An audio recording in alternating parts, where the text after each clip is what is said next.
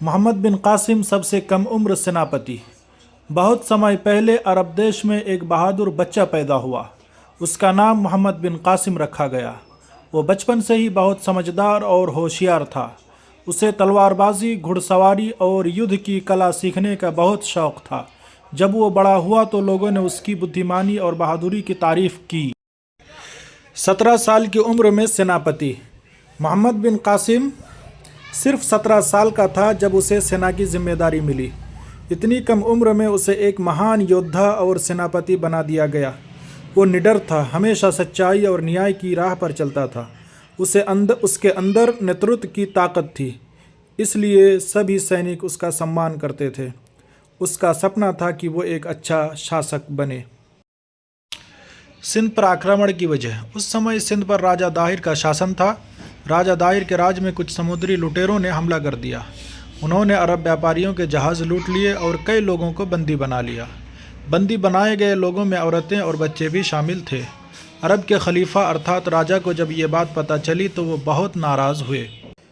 محمد بن قاسم کو بھیجا گیا۔ خلیفہ نے سوچا کہ ایسے انیائی کو روکا جانا چاہیے۔ انہوں نے محمد بن قاسم کو سندھ پر حملہ کرنے کا آدیش دیا۔ محمد بن قاسم نے ایک مضبوط سینا تیار کی اور سندھ کی اور چل پڑے۔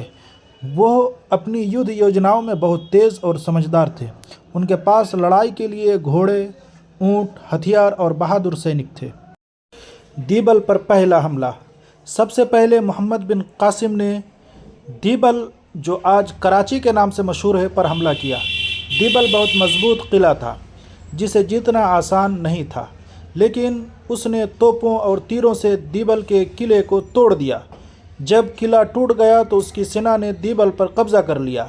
اس کے بعد اس نے نیرون کوٹ اور کئی اور شہر جیت لیے۔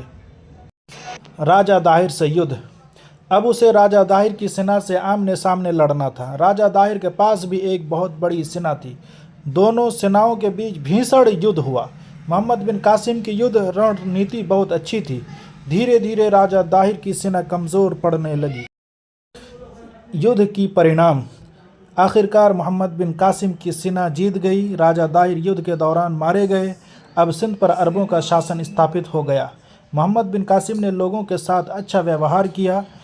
وہ سبھی دھرموں کے لوگوں کو برابری اور نیائے دیتا تھا۔ محمد بن قاسم کا شاسن۔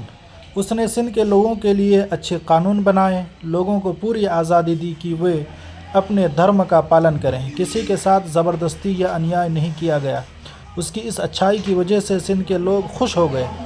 انہوں نے محمد بن قاسم کی ایمانداری کی تعریف